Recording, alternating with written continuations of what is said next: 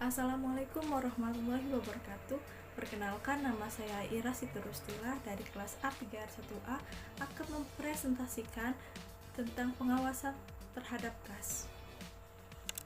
Baik, langsung saja kita bahas. Yang pertama adalah pengertian kas.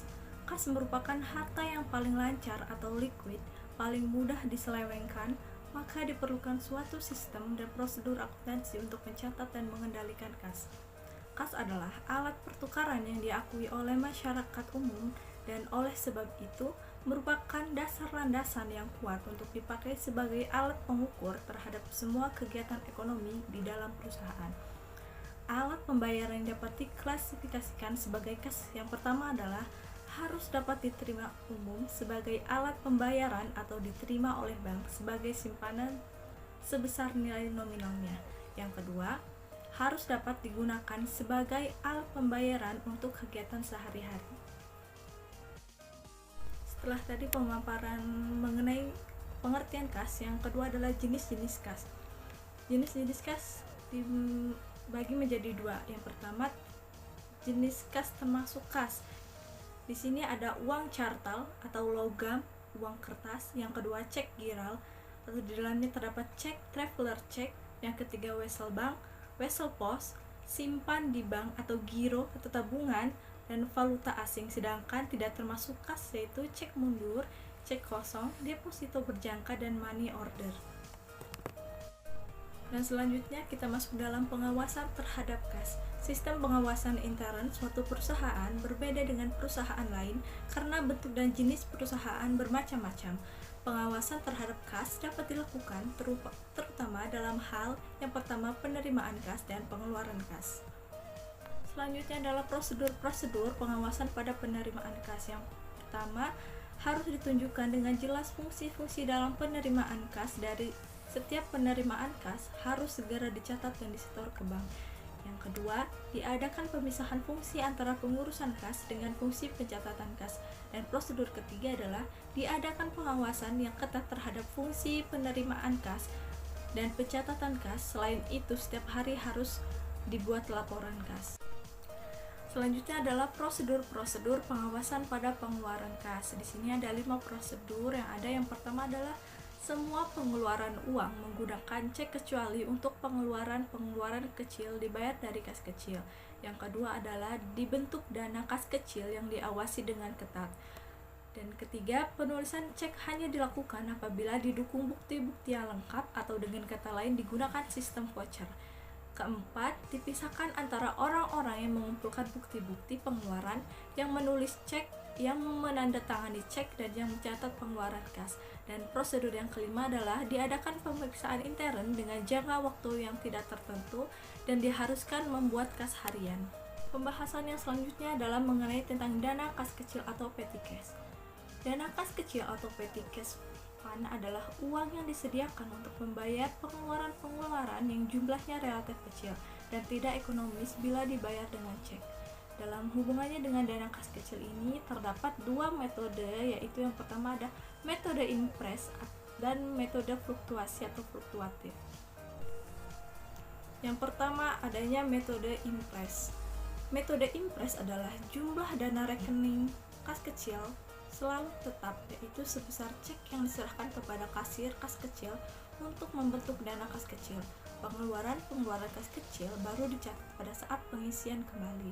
Sedangkan dalam metode fluktuasi, bahwa dalam metode ini saldo rekening kas kecil tidak tetap, tetapi berfluktuasi sesuai dengan jumlah pengisian kembali dan pengeluaran kas kecil. Pencatatan langsung dilakukan setiap terjadinya pengeluaran dari dana kas kecil. Selanjutnya adalah pembahasan tentang soal atau contoh soal. Jadi pada tanggal 4 Desember 2018 diserahkan selembar cek sebesar 2 juta rupiah untuk membentuk kas kecil. Pada tanggal 7 Desember 2018 dibeli tunai alat-alat tulis kantor sebesar 96.000.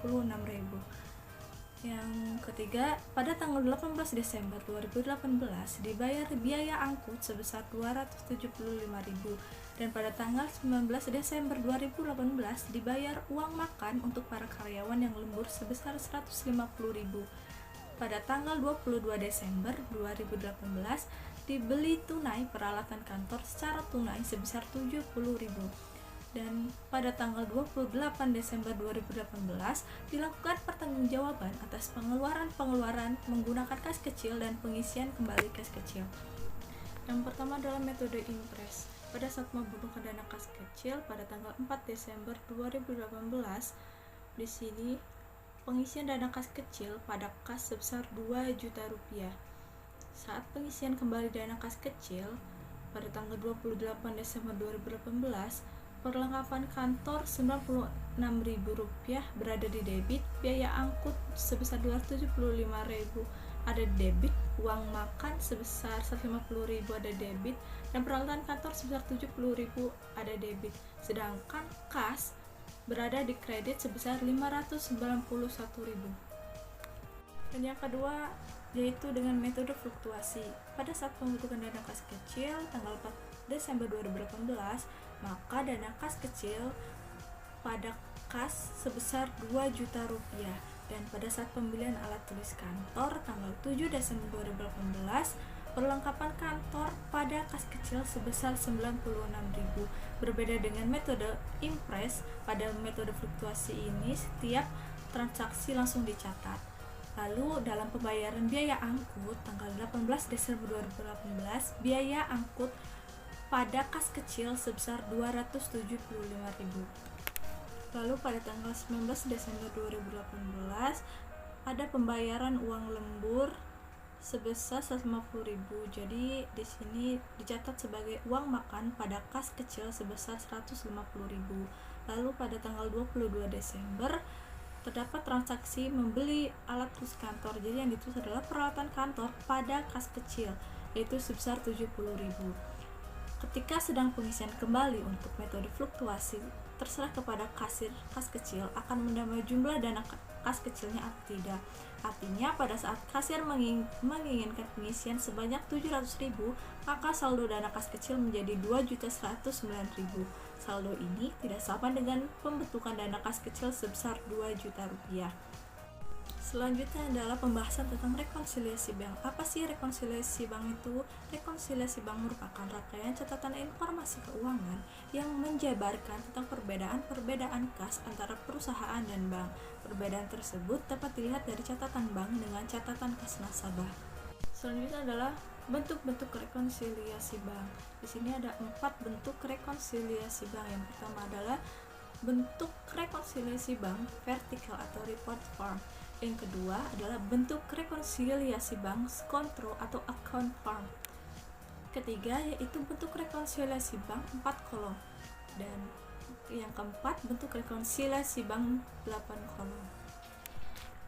Baik, mungkin hanya itu saja yang dapat saya presentasikan. Semoga ilmu yang saya paparkan menjadi ilmu yang bermanfaat bagi kita semua. Terima kasih. Wassalamualaikum warahmatullahi wabarakatuh.